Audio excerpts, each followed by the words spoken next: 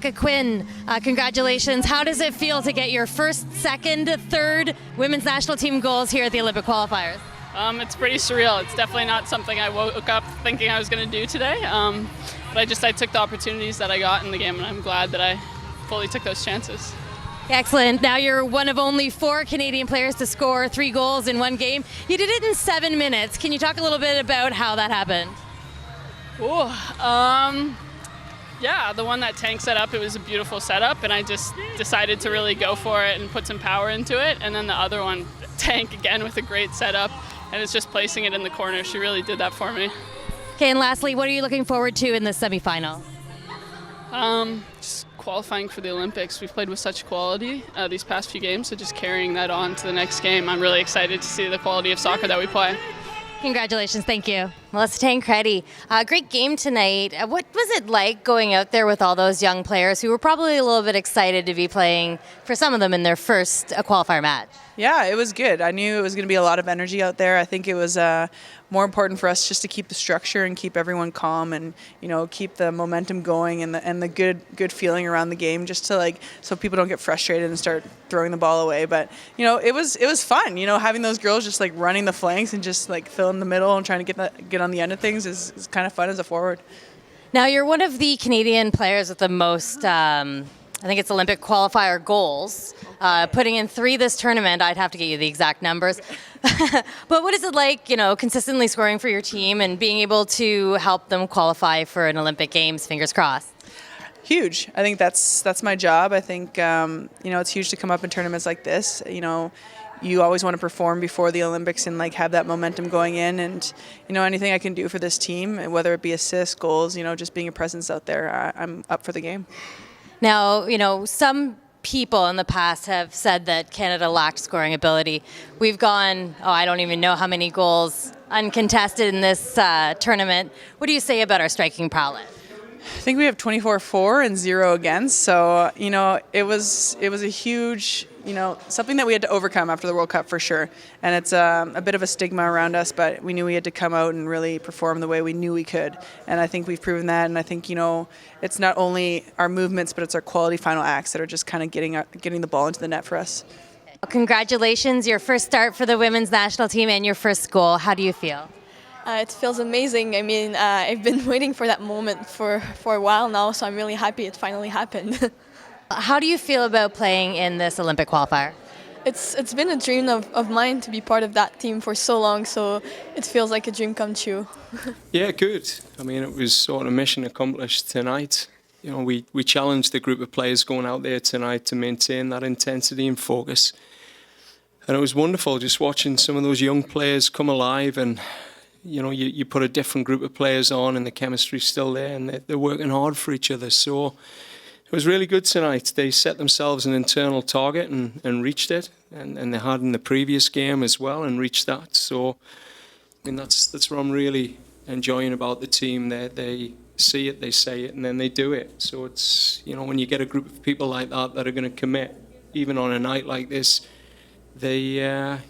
it tells you a little bit about the confidence and togetherness.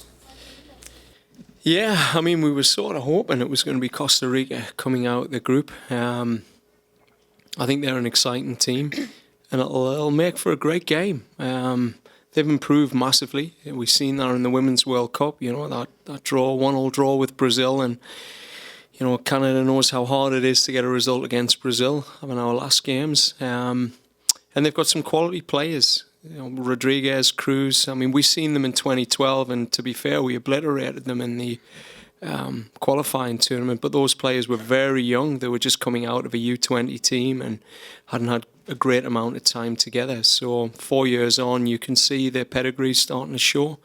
So it'll be a tough match. But I think we're more than ready. We were able to rest some players today. The tournament's plan's on track. We haven't picked up any injuries yet, so yeah, I think we're ready, and it's just excited to play a really tough match. And you know, with the quality you've seen on show, I think we can come through. Look, I think the US went through a tougher group. They'll be more game hardened coming into the Trinidad game. And I think that's the benefit for Costa Rica. They've played at an intensity and tempo that we haven't yet experienced in the tournament. So we're going to have to shift gears very quickly. We've been training against boys up in the Houston facilities, so we're keeping that consistent and, trying to play against that level of opposition. But that's going to be our challenge. I think, first 15, 20 minutes of the game, I'm absolutely sure in the other dressing room they're going to say, look, they haven't faced an opponent like this. Let's see if we can catch them cold. So as long as we know that, we should be ready for it. No, definitely wasn't always going to be the penalty taker. I think that was just spur of the moment, trying to get people goals. And myself, my first international goal. A little bit of nerves around it, but one of the regular penalty takers at my school, and so just going through those motions again and doing what you do as a player.